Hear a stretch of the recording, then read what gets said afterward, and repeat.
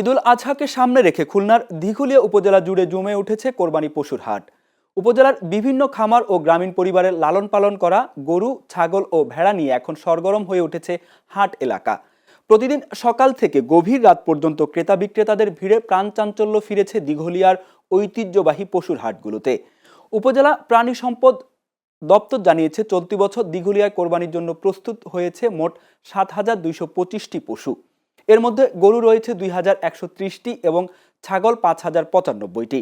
সম্ভাব্য চাহিদার তুলনায় অতিরিক্ত রয়েছে আরও ৩২৫টি পশু, যা স্থানীয় চাহিদা পূরণের পাশাপাশি বাইরের বাজারও সরবরাহের সুযোগ তৈরি করেছে। উপজেলার পানিগাতি, সেনহাটি, বারাকপুর ও গাজীরহাট এলাকার বিভিন্ন খামারে অধিকাংশ খামারি দেশীয় পদ্ধতিতে পশু মোটাজাতকরণ করেছেন। অনেক খামারি জানান, প্রাকৃতিক খাদ্য ও পরিচর্যার মাধ্যমে স্বাস্থ্যসম্মতভাবে পশু প্রস্তুত করায় ক্রেতাদের আগ্রহ বেশি।